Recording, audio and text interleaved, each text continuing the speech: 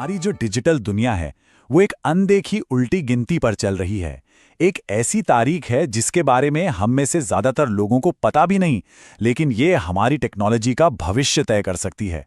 तो चलिए आज इसी छिपी हुई डेडलाइन को समझते हैं। तो सवाल बिल्कुल सीधा है, आखिर साल 2038 में ऐसा क्या खास है कि ये हमारी टेक्नोलॉजी के लिए इतना खतरनाक हो सकता है। और सुनिए, ये कोई साइंस फिक्शन की कहानी नहीं है, बल्कि हमारे कोड के अंदर छुपी एक सच्चाई है। इसे एक डिजिटल टाइम बॉम्ब की तरह समझिए। शायद कुछ लोगों को Y2 के बग याद हो, जब साल 2000 में कंप्यूटर्स के क्रैश होने का डर फैला था।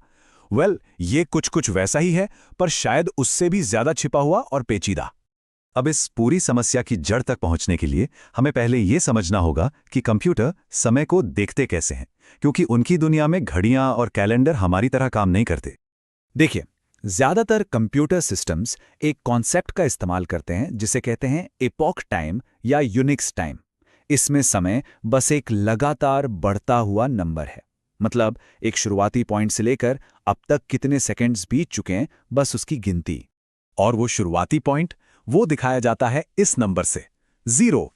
यही है कंप्यूटर के समय की शुरुआत, जिसे एपोक भी कहते हैं। असल में ये 0 एक खास तारीख और समय को दिखाता है, 1 जनवरी 1970, ठीक आधी रात। इसी पल से दुनिया के ज्यादातर कंप्यूटर सिस्टम्स में सेकंड गिनना शुरू किया था। इसे किसी गाड़ी के ओडोमीटर की तरह सोचिए। वो 0 से शुरू होता है और हर सेकंड एक नंबर आगे बढ़ जाता है। आज की तारीख और समय कंप्यूटर के लिए बस एक बहुत बहुत बड़ा नंबर है। इसी से उसे पता चलता है कि अभी क्या वक्त हुआ है। तो फिर प्रॉब्लम कहाँ है?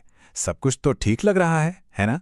लेकिन क्या होगा अगर वो डिजिटल ओडोमीटर अपनी लिमिट पर पहुंच जाए, जब गिनने के लिए आगे कोई जगह ही ना बचे? और दिक्कत यहीं से शुरू होती है। कई पुराने सिस्टम्स जो आज भी काम कर रहे हैं, वो सेकंड्स की इस गिनती को रखने के लिए एक 32 बिट नंबर का इस्तेमाल करते हैं। आसान भाषा में कहें तो उनके पास गिनती को स्टोर करने की जगह लिमिटेड है। और ये है वो लिमिट। 1970 से शुरू करके एक 32 बिट सिस्टम सिर्फ 2 अरब 14 करोड़ 73 लाख, खैर लगभग 214 करोड़ सेकंड्स तक ही गिन सकता है। बस ये उसकी आखिरी हद है। बिल्कुल उसी पुराने ओडोमीटर की तरह जो 99,999 के बाद घूमकर वापस 0000 पर आ जाता है। ये डिजिटल काउंटर भी अपनी मैक्सिमम लिमिट पर पहुंचकर रोल ओवर करने वाला है। और वो पल कब आएगा? 19 जनवरी 2038 को सुबह के 3:14 और 7 सेकंड पर काउंटर अपनी लिमिट पर होगा और ठीक 1 सेकंड बाद बूम, वो ओवरफ्लो हो जाएगा। और पता है क्या होगा? वो नंबर अचानक एक बहुत बड़े नेगेटिव नंबर में बदल जाएगा। सिस्टम के लिए इसका मतलब ये हुआ कि समय एक झटके में 1901 में पहुंच गया है। ठीक है, तो कंप्यूटर अचानक से टाइम में पीछे चला गया, पर इससे असल दुनिया में क्या फर्क पड़ता है? ये इतनी बड़ी बात क्यों है? क्योंकि ये कोई छोटी मोटी गड़बड़ी नहीं है। एक अनुमान के मुताबिक ये दुनिया भर में लाखों सिस्टम्स को ठप कर सकती है, खासकर उन सिस्टम्स को जिन्हें हम रोजमर्रा की जिंदगी में नोटिस भी नहीं करते। तो खतरा कहाँ है?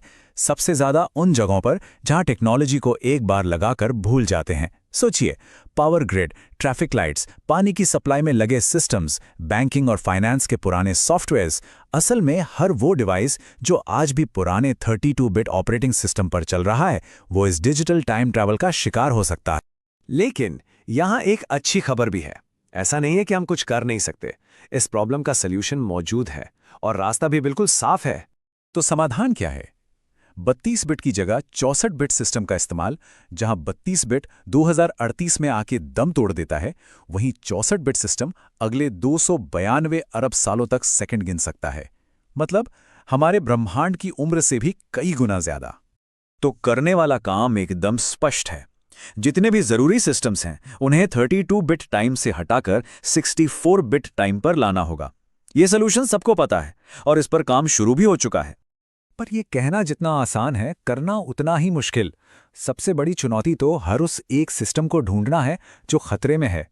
कई तो इतने पुराने और छुपे हुए हैं कि किसी को याद तक नहीं। फिर अपग्रेड करने का खर्च और मेहनत अलग। और सबसे बड़ी मुश्किल है लोगों की सोच कि जब तक चल रहा है चलने दो। और ये पूरी बात हमें एक बहुत ज़रूरी चीज़ याद दिलाती है। हमारी आज की दुनिया जिस टेक्नोलॉजी पर खड़ी है, वो कोड की कई परतों से बनी है।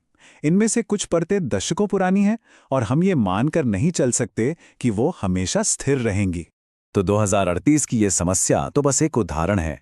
ये एक बड़ा सवाल खड़ा करती है, हमारी दुनिया को चलाने वाले कोड में और ऐसी कितनी अनजान डिजिटल डेडलाइंस छिपी हैं जो बस चुपचाप अपनी बारी का इंतजार कर रही हैं।